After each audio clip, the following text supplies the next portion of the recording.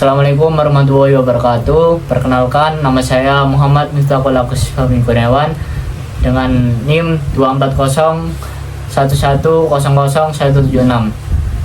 Pada kesempatan ini saya akan mempresentasikan materi mengenai beberapa konsep penting dalam pemerintahan daerah, yaitu harmonisasi dan evaluasi produk hukum daerah, pembagian urusan pemerintahan dalam otonomi daerah, struktur pemerintahan daerah, serta desentralisasi asimetris dalam Negara Kesatuan Republik Indonesia. Yang pertama yakni harmonisasi dan evaluasi produk hukum daerah. Harmonisasi dan evaluasi produk hukum daerah merupakan proses penyesuaian dan penilaian terhadap peraturan daerah atau Perda agar sesuai dengan peraturan yang lebih tinggi, kepentingan umum dan hak-hak masyarakat. Tujuan dari harmonisasi ini adalah menjamin kesesuaian Perda dengan sistem hukum nasional, mencegah terjadinya pertentangan maupun tumpang tindih peraturan, memberikan kepastian hukum, serta menghindari pembatalan Perda yang bertentangan dengan aturan yang lebih tinggi. Manfaatnya adalah terciptanya regulasi daerah yang selaras dan efektif, mendukung penyelenggaraan otonomi daerah yang tertib, melindungi kepentingan masyarakat, serta menegakkan prinsip negara hukum. Oleh karena itu, harmonisasi dan evaluasi produk hukum daerah sangatlah penting untuk mewujudkan pemerintahan daerah yang efektif, adil, dan memiliki kepastian hukum. Yang kedua yakni pentingnya pembagian urusan pemerintahan dalam otonomi daerah. Pembagian urusan pemerintahan adalah pembagian kewenangan antara pemerintahan pusat, pemerintahan provinsi, dan pemerintahan kabupaten atau kota untuk menjamin penyelenggaraan pemerintahan yang efektif sesuai prinsip otonomi daerah. Tujuan pembagian urusan ini adalah memberikan kejelasan kewenangan pada setiap tingkat pemerintahan, mencegah tumpang tindih tugas dan tanggung jawab, meningkatkan efektivitas penyelenggaraan pemerintahan, serta mendukung pelayanan publik dan pembangunan daerah sesuai kebutuhan daerah masing-masing. Apabila suatu daerah melampaui kewenangannya, maka kebijakan yang dibuat dapat bertentangan dengan peraturan perundang-undangan, dibatalkan atau dinyatakan tidak sah. Selain itu, pemerintahan pusat dapat melakukan pembinaan dan pengawasan, bahkan pejabat yang melampaui kewenangan dapat dikenai sanksi administratif.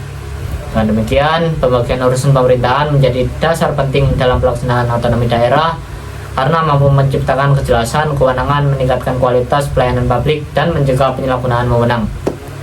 Yang ketiga yakni pemerintahan peraturan Perda dalam sistem pemerintahan Indonesia. Struktur pemerintahan daerah terdiri atas pemerintahan daerah dan DPRD atau Dewan Perwakilan Daerah. Pemerintahan daerah dipimpin oleh gubernur untuk tingkat provinsi dan bupati atau wali kota untuk tingkat kabupaten atau kota. Dalam menjalankan tugasnya, kepala daerah dibantu oleh perangkat daerah seperti sekretariat daerah, dinas daerah, dan badan daerah. Sementara itu, DPRD merupakan lembaga perwakilan rakyat di daerah yang memiliki 3 fungsi utama, yaitu fungsi legislasi dalam pembentukan Perda, fungsi anggaran dalam penentuan APBD, dan fungsi pengawasan terhadap jalannya pemerintahan daerah. Dalam pelaksanaan otonomi daerah, pemerintahan provinsi berfungsi sebagai daerah otonom sekaligus wakil pemerintahan di pusat daerah. Sedangkan pemerintahan kabupaten atau kota menjalankan urusan pemerintahan sesuai kewenangan yang diberikan oleh peraturan perundang-undangan. Hubungan antara kepala daerah dan DPRD bersifat kemitraan yang bertujuan meningkatkan pelayanan publik dan kesejahteraan rakyat.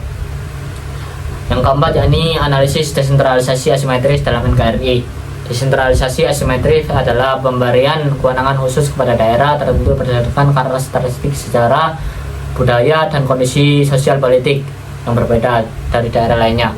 Tujuannya, desentralisasi asimetris adalah mengakomodasikan keberagaman daerah, menjaga persatuan dan keutuhan NKRI, memberikan pelayanan yang sesuai kebutuhan daerah, serta mewujudkan keadilan dalam penyelenggaraan pemerintah. Contoh penerapan dapat dilihat pada daerah istimewa Yogyakarta yang memiliki keistimewaan berdasarkan sejarah dan budaya, Aceh dengan status otonomi khususnya, Papua dengan memperoleh otonomi khusus untuk mempercepat pembangunan, serta daerah khusus Jakarta yang memiliki kekhususan sebagai pusat pemerintahan dan perekonomian nasional. Desentralisasi asimetris bukan merupakan bentuk ketidaksetaraan, melainkan bentuk keadilan konstitusional. Kebijakan ini memberikan perlakuan khusus sesuai kebutuhan dan karakteristik masing-masing daerah, sehingga tetap sejalan dengan prinsip keadilan dalam negara kesatuan. Sebagai penutup, sebagai kesimpulan, harmonisasi produk hukum daerah, pembagian urusan pemerintahan, struktur pemerintahan daerah, dan desentralisasi asimetris merupakan bagian penting dalam penyelenggaraan otonomi daerah di Indonesia. Seluruh konsep tersebut bertujuan menciptakan pemerintahan yang efektif, memberikan kepastian hukum, meningkatkan pelayanan publik, serta menjaga persatuan dan keadilan bagi seluruh masyarakat Indonesia. Sekian presentasi yang dapat saya sampaikan, kurang lebihnya maaf. Wassalamualaikum warahmatullahi wabarakatuh.